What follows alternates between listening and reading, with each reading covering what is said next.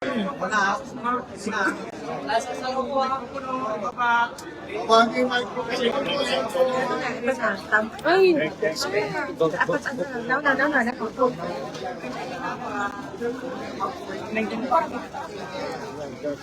Sir, Sir, dito na lang, sir.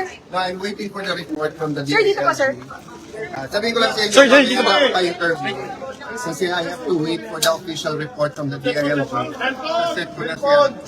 Yan, sir. Go ahead na. Guys, we will be fully transparent. I'm waiting for the report. Ka-text ko si Secretary. Give me maybe 2 hours, then we will give you a full briefing. Okay? Tatlo yun. Yung nangyari kagabi, yung kung action namin sa articles of impeachment, and then other matters. Okay? Around 3 o'clock. Sir, please confirm lang. Kasi sinabi na sa palasyo eh. Wala na raw si Senator Bato dito. I just got here. I'm just getting all of the reports from 10 different people. I cannot answer your question if I do not know. Diba? So I only have the information na dala ko from traveling here from the house to here. It was a terrible night. I don't have all that information yet. Let me verify it. What you heard, yun din narinig ko.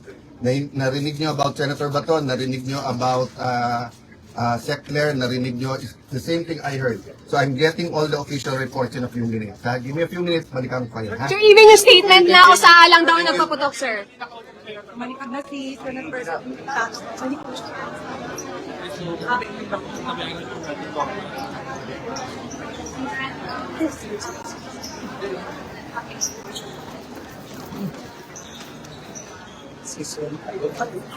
okay, now lahat.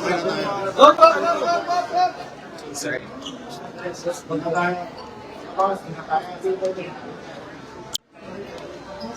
Magandang araw po, Dwight De Leon from Rappler.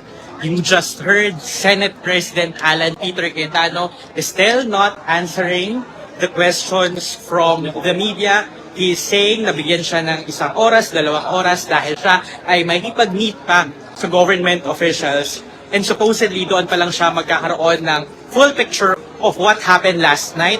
And that includes even the basic question kung totoo bang si Senator Bato de la Rosa ay wala na rito sa Senate premises. Although earlier we already wrote about it that based on information relayed by the Senate Secretariat to our source ay wala na po dito sa Senado si Senator Bato de la Rosa after the shooting incident last night. So yan po ang hinihintay nating informasyon.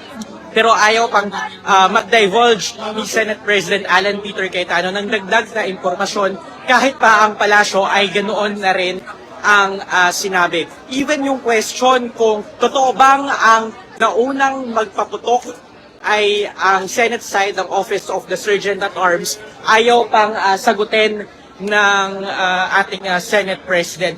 So mamaya magla-live ulit tayo kapag nagpa-interview na ulit si Senate President Alan Peter Cayetano dito sa Senate Media. Ako po si Dwight De Leon para sa Rappler.